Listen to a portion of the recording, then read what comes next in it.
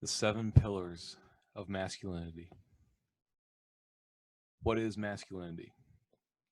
I am often asked how to define masculinity or what virtues best encompass manliness. It is a difficult quality to quantify, but men need guidance and more accurate rhetoric. This is a relatively short starting point for a term that is all-encompassing and varied. I created the Path to Manliness website, brand, and this podcast to define masculinity and to present a positive image of masculinity for young men everywhere. This is a topic we will be discussing constantly throughout this multiple episodes of this podcast with multiple guests and on my website, pathtomanliness.com. The first pillar is to be authentic. In all forms of expression, be authentic. This means being true to oneself. If you are going to work, you better be able to stand up for your ideals. If not, then you are a slave to your boss. If you're going to speak online, speak in a manner that you would be comfortable having everyone from your mother to your priest hearing from you. If you are going to act, then you better be able to defend your actions upon further scrutiny. What you think, you say. What you say, you do. What you do defines your character. Life is full of actors and imitators and people living inauthentic lives. You don't have to be a millionaire or a rock star to live a fulfilling life. To be fulfilled, you need to live a life that is authentic to your intentions and to your principles. When you live an authentic life, you are creating a life of freedom, free from judgment, free from living up to the standards of others, from fitting in with the tribe.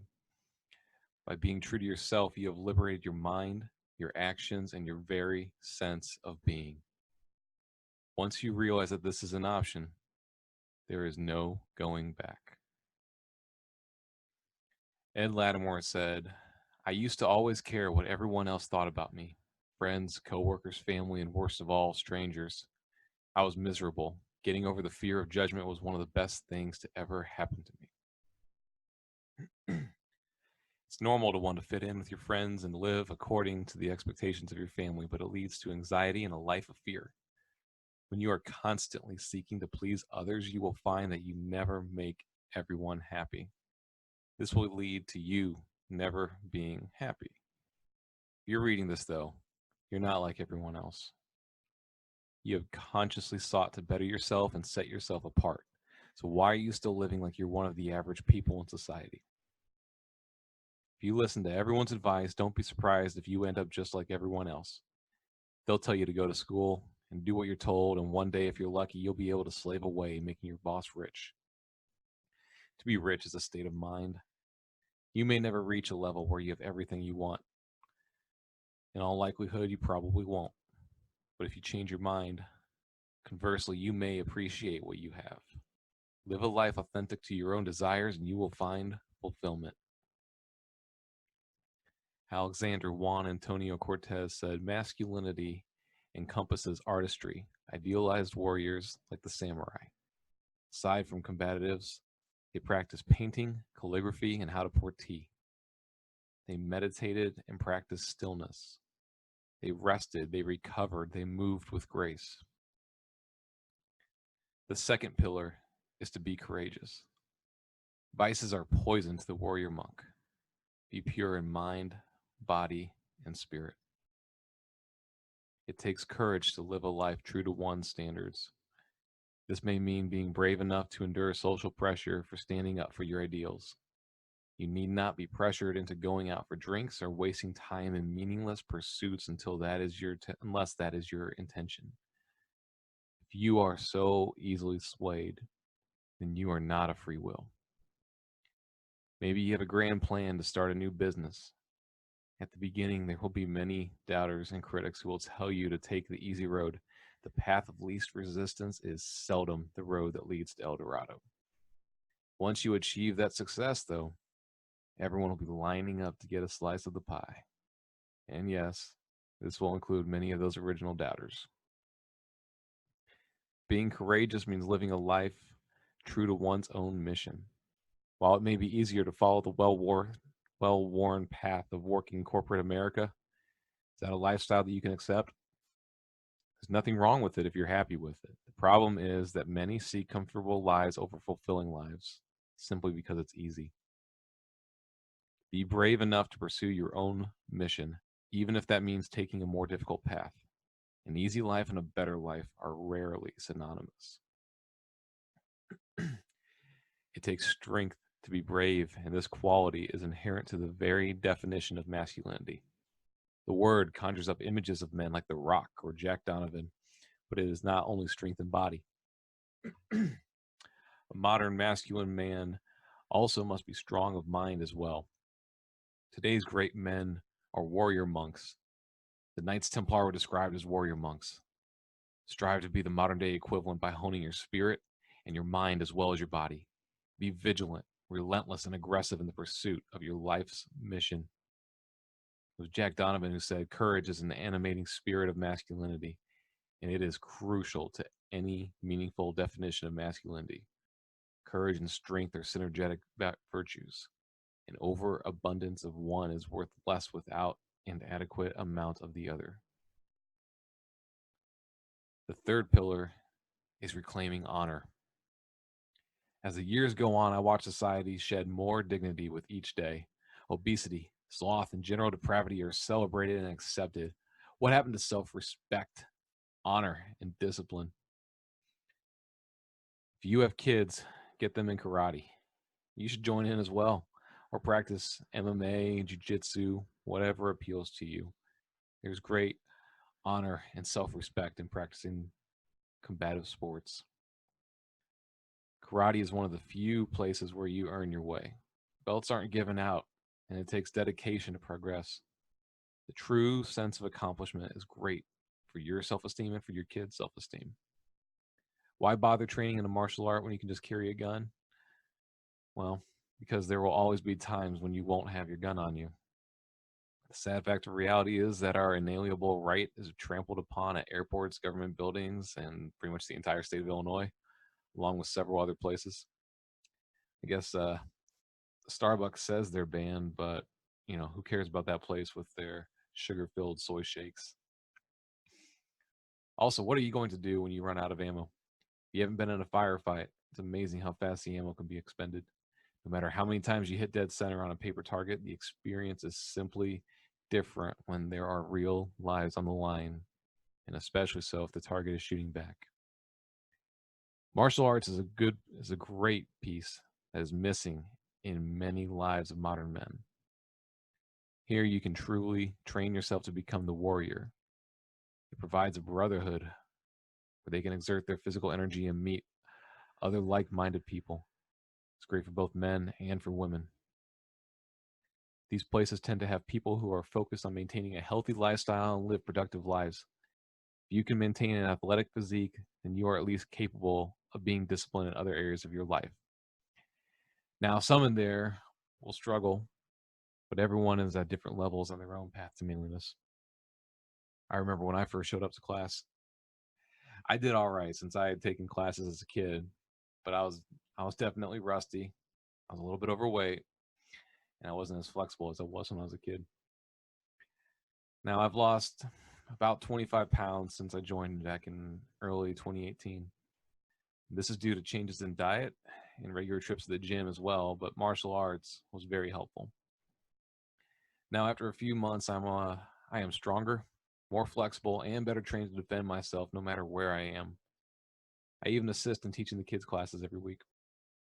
If you want to adopt the warrior's mindset, this is the single most important way for you to do so. Go check out your gym or look online. I'm sure your town will offer some form of martial arts. Find an academy with a knowledgeable instructor. Check the reviews or attend a couple classes. Most of these places will let you do a free trial for a couple classes. Also, if you have kids, this is the perfect opportunity to teach them some self-defense skills and discipline. Martial arts teaches form and technique in a fun but challenging manner that requires patience and dedication. The ranking system will motivate and reward your child for his or her efforts. Real life achievement system. A quote from the the Viking have 'em all. One's own house is best. Though it be small, each man is free man at home. Though he owns 2 she-goats and a bark thatched hut, it is still better than begging. With a bleeding heart will he beg, who met his meat at every meal. The fourth pillar is to be self-reliant.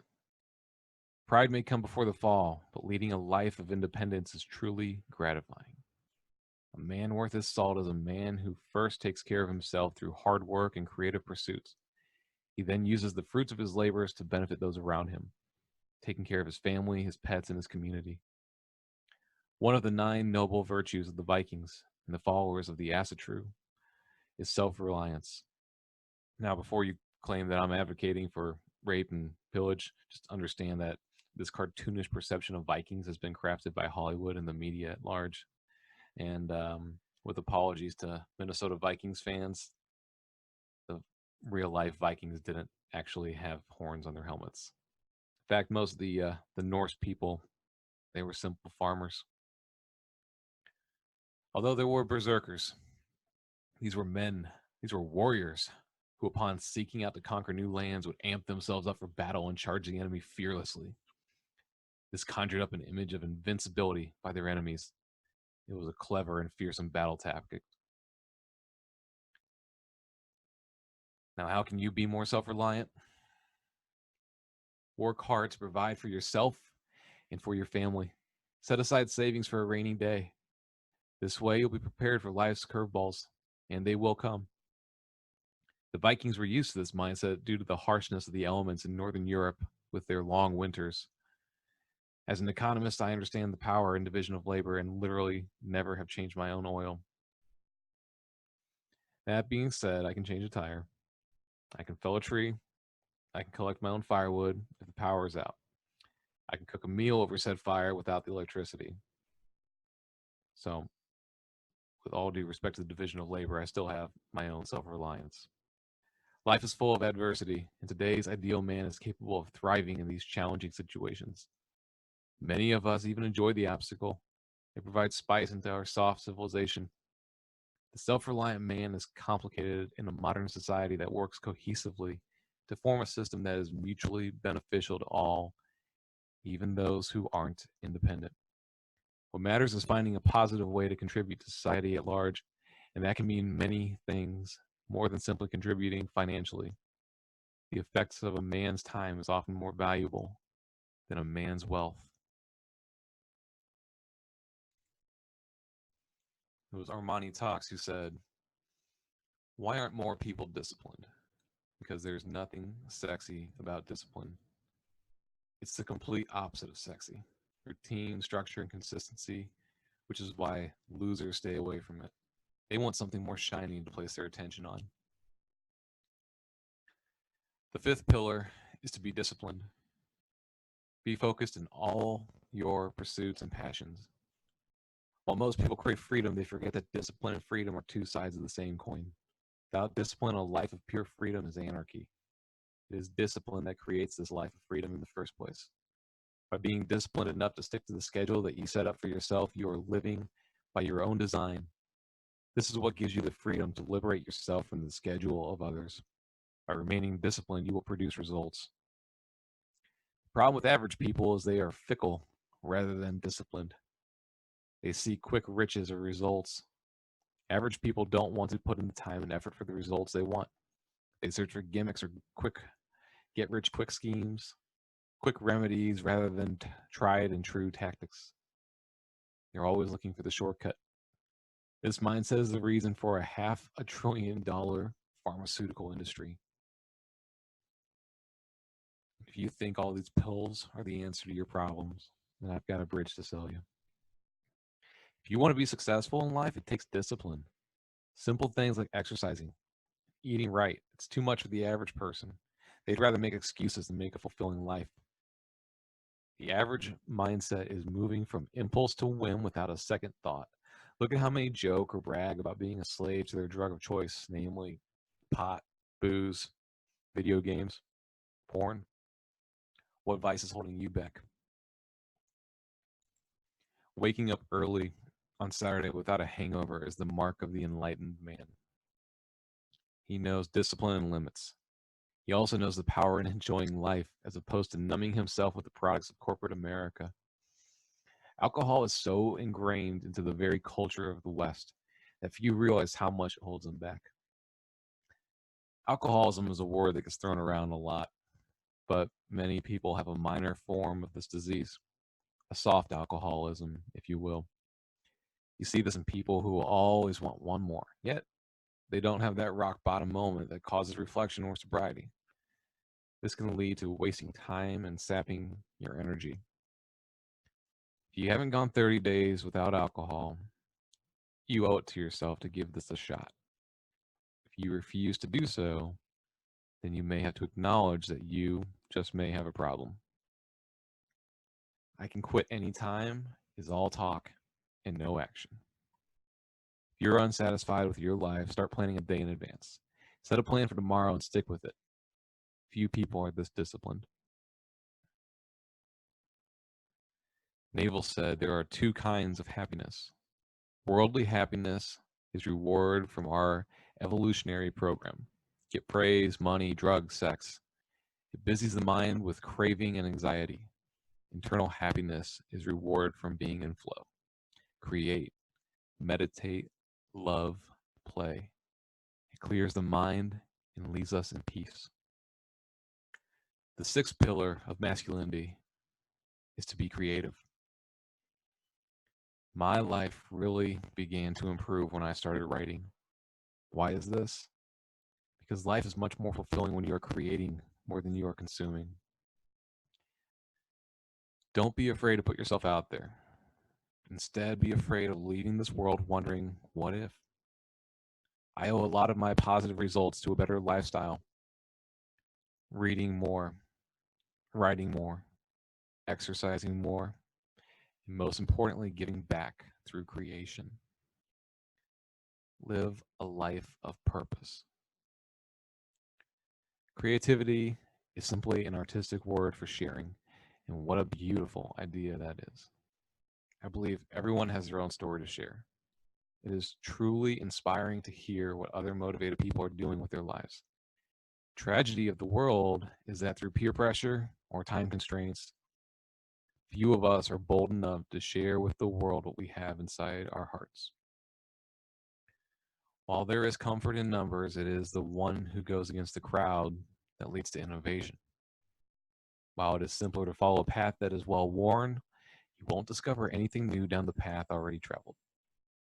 And if you look at those that forge a new path, we all see the success. What we don't see is all the failures that help to shape not only that success, but also that person.